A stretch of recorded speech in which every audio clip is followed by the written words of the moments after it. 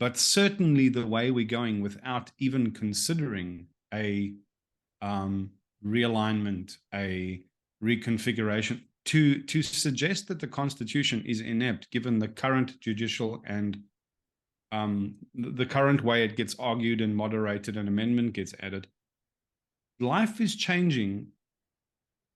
The rate at which life is changing is outstripping our ability to catch up with legislation and moderation. So if, let's say, for example, there were some important amendments that we actually needed to have about how to look after the purple head crazies on the far left, or how to keep the religious radical right placated to a degree, and something that was middle ground and fair.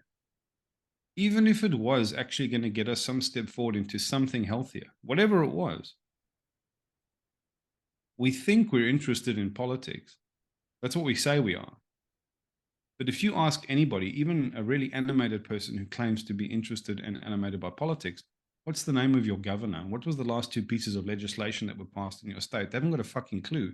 But you know what they do know? They know who AOC was. They know who Bernie Sanders is. They know who Marjorie Taylor Greene is, because they know the main actors in the reality TV.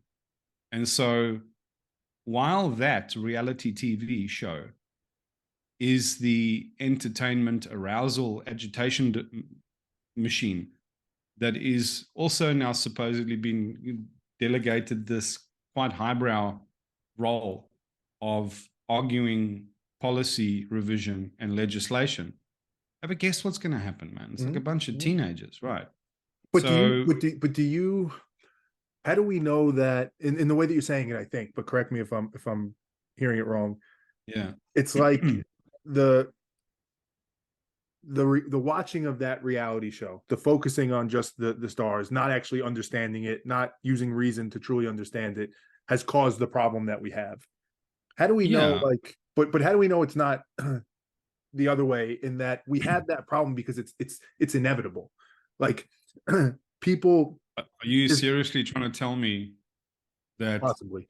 But go ahead. If we wanted to do something that was good or slightly better for everyone, that we would design a political system with two parties that were incentivized to tear each other down every 4 years, blame everything in the interceding 4 years on the other team, and get everybody riled up to the point that no one could find any middle ground? Do you think, are we seriously saying that as a whole species, our best gambit?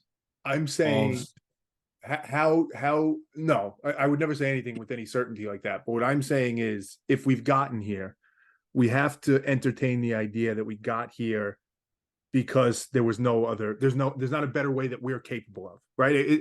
That's kind of where we started. In theory, I think you could make a lot of points, as you have, beautiful points that seem to be better. But when you start to layer in all the complexity of the world, the unknowns, as you mentioned before, the limitations of the human mind, the flaws of the human mind, is it actually possible to achieve that better theoretical state, or is this actually the best we can do? Well, I'd like to believe this isn't the best we can do. And I'd like to believe that too, but is that sure? And I think what might happen is our existential survival might depend on us finally taking that question seriously. True. But we sit here, you and I, in April of 2023, with this sensation that, like, we have to figure this out. We just have to.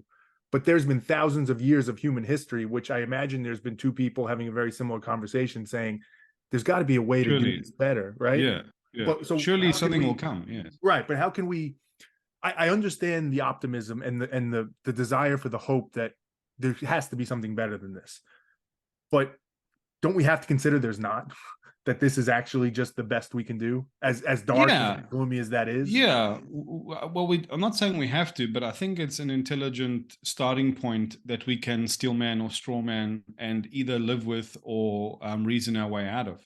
Agreed. And I agree with that. if we, and so, I'd rather act as if better exists and try lean that way than consign myself to the fact that it doesn't. Because there's one of those two ways is more sure of finding the way. Mm-hmm. And, a lot of the things we learn through metaphor. there was this kingdom and then they broke away and then another kingdom started, but they basically were modeled on the same structure and so on and so on and so on and so on. And every now and again, some of the metaphor that we base our learning on, we don't do because of, we do in spite of. In fact, like the way I raise my children is not because of how my parents raised me. It's in spite of the way my parents raised me. Because the kind of leader I was when I was in corporate was not because of all the great leaders I was given to follow. It was, okay, that I'm not going to do that. I'm not going to do that. I'm not going to do that. Fuck that. And eventually you built this like negative space synthesis of, okay, this is what I think a leader actually ought to be, which was none of what you all did. So we have those uses for analogy and metaphor, but in the service of understanding and learning things, I mean, at the end of the day, the only real limit to what humanity can achieve is knowledge, really. So at the end of the day, science works because of science. The universe works because of universal laws and physics. And the fact that we don't have the instruments to measure them, 50 years ago, we would never imagine life would look the way it does at the moment. So technological progress can actually give us these extensible technologies that helps us understand more.